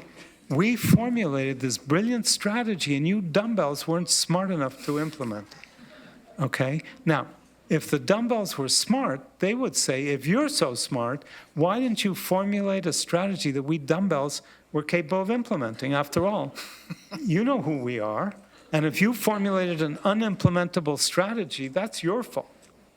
Therefore, you should be even more brilliant. You should be able to formulate strategies that are implementable. No, you should be able to learn strategies that get implemented as you go along, okay? Now, what the problem you have in government is that you have no choice. You're not supposed to formulate strategies. Workers aren't supposed to come out with new public policies. You know, civil servants on the ground aren't supposed to come out with new public policies. And even if they did, try and get through, let alone within the civil service, let alone up to the politicians, up to the elected representatives. So we've locked in formulation implementation in government, and we drive ourselves crazy because we can't correct.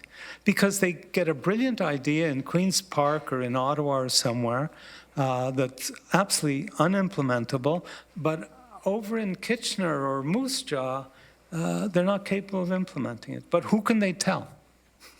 So the system is distorted. Okay, now how you fix that, I don't know. But the democratic system, as we have it now, is distorted. Now the new public management, which is really old public management by now, tells us that you put someone in charge of the of the agency, and they're the czars who make the decisions.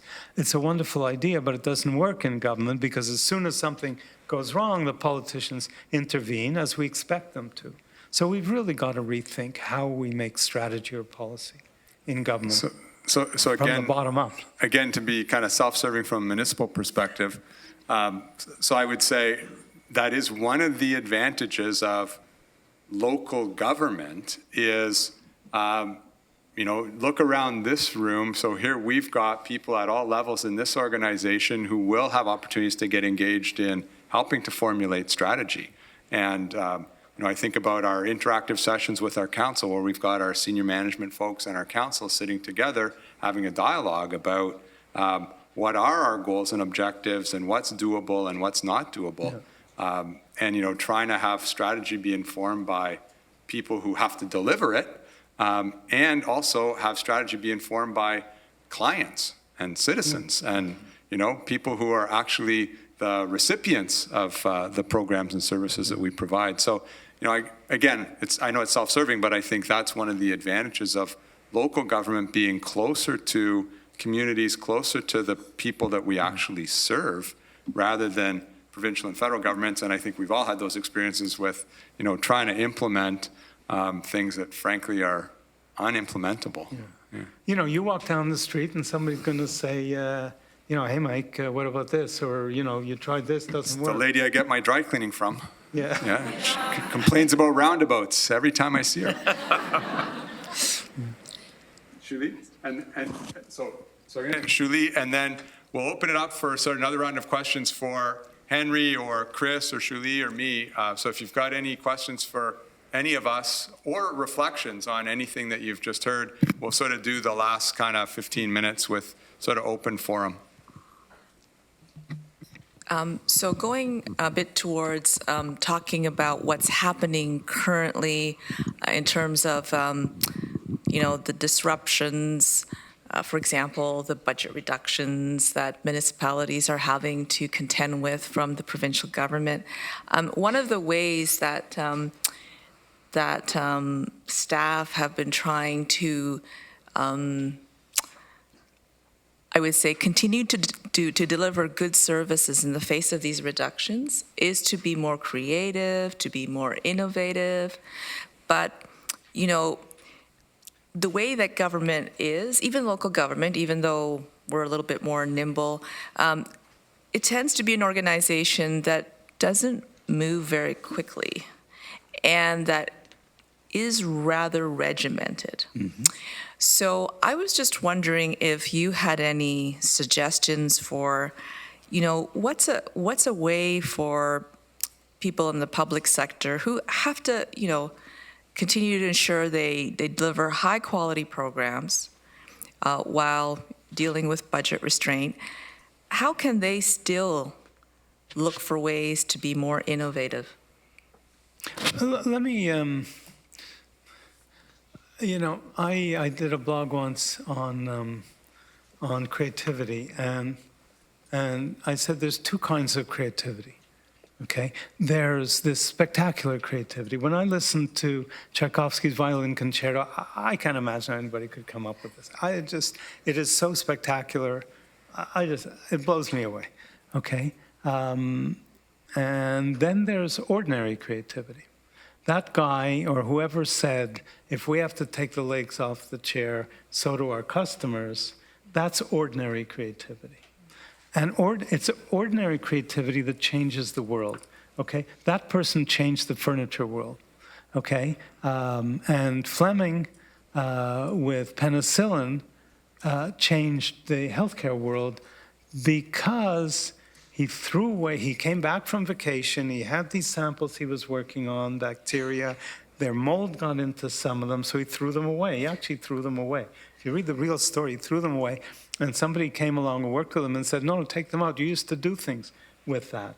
So he took them out of the garbage, and he named it penicillin right away, and it became antibiotics. Was that brilliant? What he did was brilliant. Was that little switch brilliant? The switch of the guy with the table, if we have to do it, they have to do it. The switch with Fleming, if it can kill bacteria in my samples, it can kill bacteria in the body. That's a little switch. That's not spectacular creativity, but it's that one changed the world. Now, if there's anybody in this room who can tell a joke, then you could change the world. Because jokes are just switches. Okay, I'll tell you a joke I shouldn't tell because I'm a grandfather. I heard it on CBC. It said, this guy says, I want to die like my grandfather died, quietly, in his sleep. Not like the other people in the car who died yelling and screaming. Okay. It's just a little switch. So that's probably awesome. That's a good segue into sort of the last little part of this afternoon. So if anything you've heard has sparked questions, observation, another joke, try that. So questions for Chris or Henry or Hsiu-Li or me, or just observations, reflections?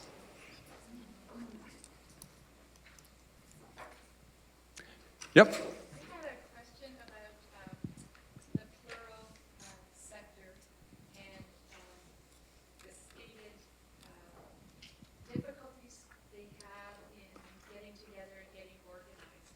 And I would be very interested in hearing your perspective on why that is and what maybe would be helpful to change that, to turn the switch there. So Henry, did you get that? And did everybody get that? So a question about the plural sector and their challenges in getting themselves organized, and any reflections on what might help turn that around. You know, it's the same message that I would convey to absolutely everybody, is the old rules aren't good anymore. We're facing incredible crises, whether it's global warming or income disparities or proliferation of nuclear weapons. We can't keep functioning the way we've functioned, and that applies to the NGOs and it applies to everyone else. And so we've got to put our egos aside and figure out how we work together collaboratively. I don't think we need great, big, hyper-organized things. I think we need 1,000 flowers blooming in all kinds of cooperative, constructive ways. I think the way I describe it is we need a groundswell. We need, and we're getting it. I mean, we're getting it. There's so many young people are creating so many new NGOs and so many new ideas, and stuff is everywhere. And even the associations of associations. You know, I know a guy in Germany who put together all the major NGOs to talk to each other and so on. There's so much going on. What we need, that's why I'd like to see a kind of an NGO manifesto. What we need is a statement of how we proceed that people can put their arms around. Now, we talked about Luther earlier, and if you read, Fred Bird, I don't know if he's coming in or he's coming in later, but he and I did a blog on Luther's 95 theses, and you read them and it's kind of like, well, this wasn't a big deal. It was all about purgatory and buying your way out and all this kind of stuff. But Fred is trained in the sociology of religion, and he describes what he did subsequently, what Luther did subsequently, that galvanized people to action. And we need a kind of galvanization of people, and it's got to start with everybody. So my only answer, which is not a very adequate answer, is we just can't keep functioning the way we were functioning. Yeah, I think she wants to follow up. Alex? Is part of the answer, I was thinking about this deeper conversations we're having at level of collective in the region, across the sectors of well-being, whatever region, and there is social economic inequities and privilege and that type of disbalance. So if we talk about income inequities, are they a source of, as well, a consequence of what is happening, and the plural sector, its name is plural. So as much as private or public, they're pretty much still mostly privileged social groups, and plural has everything, right? So is there, what's your connection between the two, and is that the reason why we cannot get our act together as focused as the other sectors? I suspect that the privileged people who can afford to put their energies in the plural sector would probably be more predisposed to fight with each other than to fight with colleagues who come from another status. But I'm not sure, I just suspect that.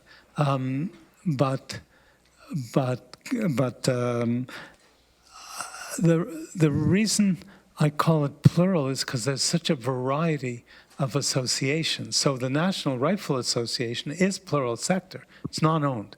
I define plural sector associations as being owned by nobody, like McGill, or owned by members like Desjardins banks and so on, cooperative banks.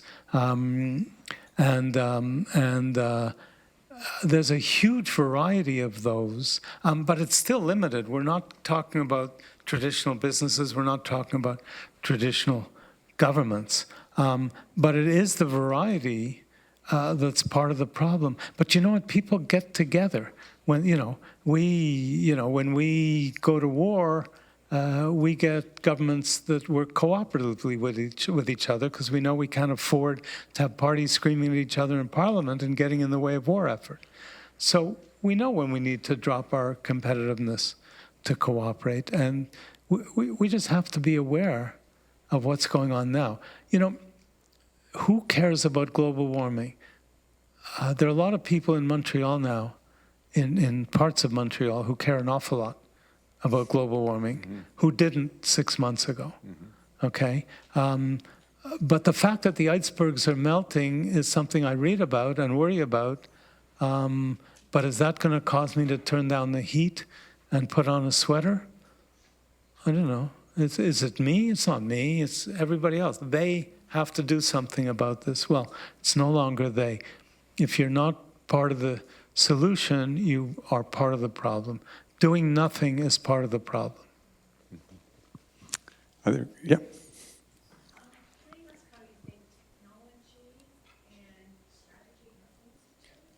Say it again. Sorry. How do technology? So the question is, how does technology and strategy influence each other? From our Director of Information Technology Services. Woody Allen once said, I have an answer, who has a question? So I have a good answer to not quite that question. This is like question period, right? It's like they don't call it answer period. Yeah. I want to answer the question of how technology influences balance, okay? Because that's what we're talking about here, and profoundly. When I wrote my book, Rebalancing Society, it occurred to me that almost, and maybe all, every new major technology drove us to be more and more individualistic, okay? When they invented the printing press, I didn't have to go to the church or a library to read a book. God knows what people did then. I could stay home and read my own book. When they invented the car, I didn't have to take public transportation anymore if I could afford it. So I had my own car. In fact, I drove my car full speed down the outside lane when they built highways and said, get off my highway, because you may be passing, but you're passing too slow, because this is a 100-kilometer zone and you're only doing 120 and I want to do 150, so get the hell out of my lane, okay? This is the kind of rampant individualism we live with. You don't get tailgating on the sidewalk. It's kind of like, but you do actually. You know who tailgates on the sidewalk? Somebody who's texting, okay? Because they're busy going there and they bump into you. And then we got a computer. Now you don't have to go shopping in malls anymore. You just stay home and email Amazon and tell them what you want, okay? So every new technology made us more and more individualistic. And that's a huge cause of the problem we're facing today. Now, I'll let you connect that with strategy. But I want to connect it with balance or imbalance. Yeah. So maybe one or two last questions or comments from anybody. Kate? I think that the way our economy reflects balance. And so I'm wondering in terms of the three sectors, I know I pay my taxes and I know that I spend a lot of time in the free market spending money, but I'm not sure, I think that there's a major imbalance in terms of how we spend our money amongst the three sectors. So I'm wondering, is there an example of somewhere where through economic tools there's been a rebalancing? I define economics as the problem. I don't think economics is the solution. I think it's the problem. And I think it's the problem for a very simple reason, that every one of the social sciences contributes some view of human nature. Economics contributes markets. Anthropology contributes culture. Psychology contributes behavior or cognition. Okay? Together, the social sciences give us a balanced view of ourselves because we can see ourselves as cultural, economic, social, whatever it is, okay? How many people here, raise your hand if you believe there's a Nobel Prize in economics? Seriously, raise your hand if you believe there's a Nobel Prize in economics. Or raise your hand if you believe there isn't a Nobel Prize in economics. Okay, it's a sham. It's a sham. The prize that's called Nobel, that everybody calls Nobel, was created by the Bank of Sweden by economists for other economists. Okay?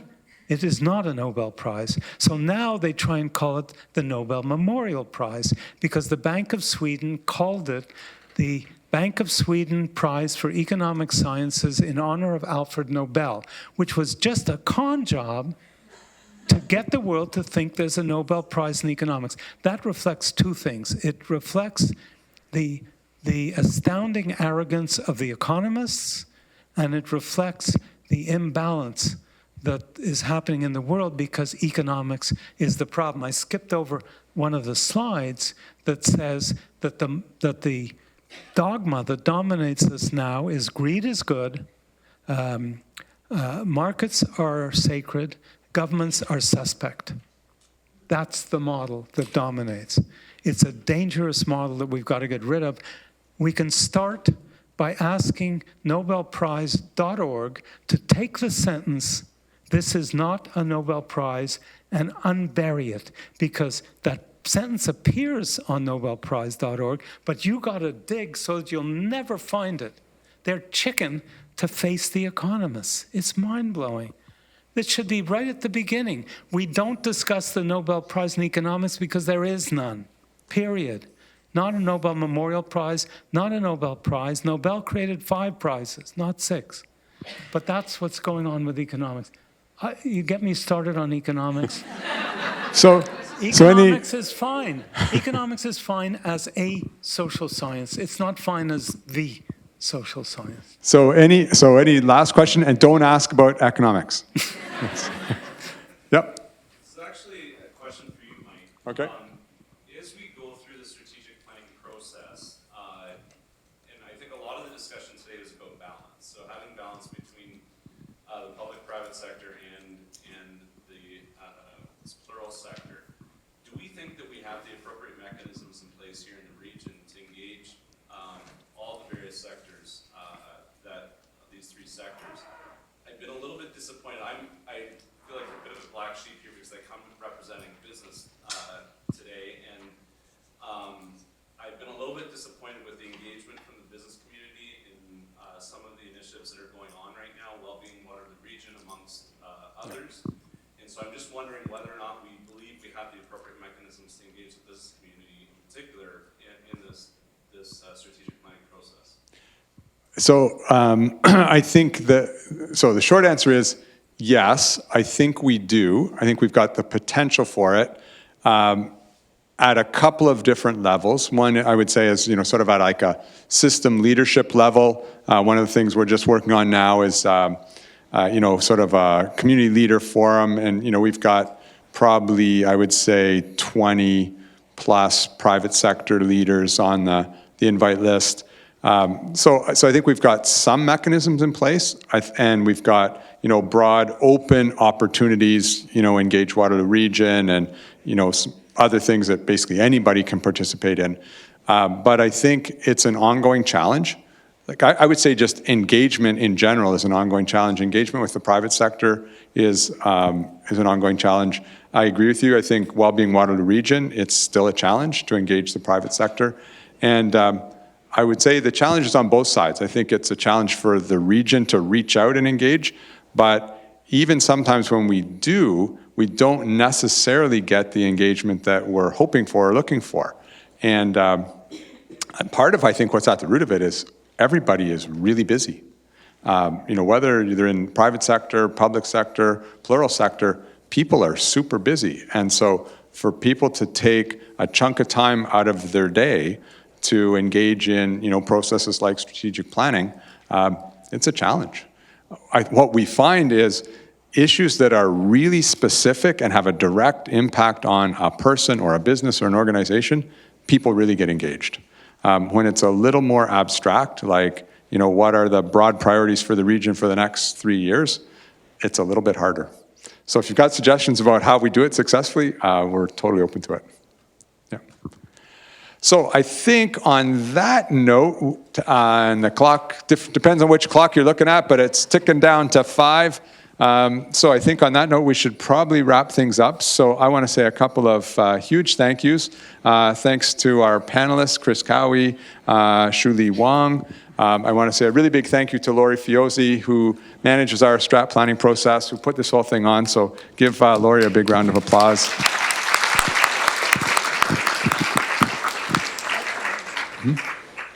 Pardon? Lorie gets a word. I would just say I wanted to thank Chris as well, because we did this in partnership, and so with Crime Prevention Council. Good. So, thanks, Chris. Thanks, Chris. Thank you for that reminder. And I'm going to save one thank you to the last, but so hopefully you found this interesting, thought-provoking. We're at an early stage on our strat planning journey. So I encourage all of you, so the region's on early stage, the Crime Prevention Council's at an early stage. You all will have lots of opportunity to get engaged, and I really encourage you to do that. And hopefully you got some ideas today that, just spark some thoughts about, how you do your own work. And I think there were some real nuggets today about, there is a lot of disruption happening around us. We do need to think differently about how we do our work. Lots of you have opportunities to build partnerships, whether it's within the organization, whether it's outside the organization, outside your own organizations.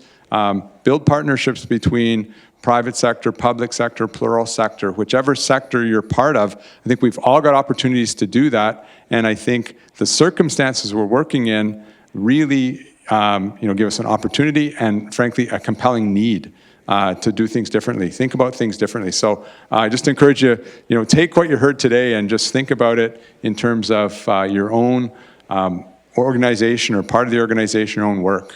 So hopefully you got a few nuggets from Dr. Mintzberg, and I want to say a really big thank you to Henry Mintzberg for coming, spending time with us, sharing his thoughts with us. So let's give him a big thank you.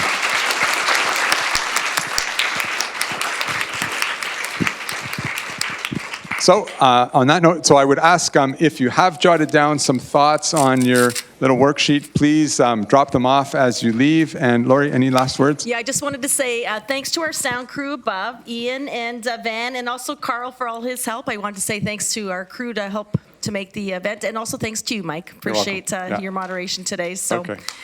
All right, have a great day. Have a great evening. Enjoy.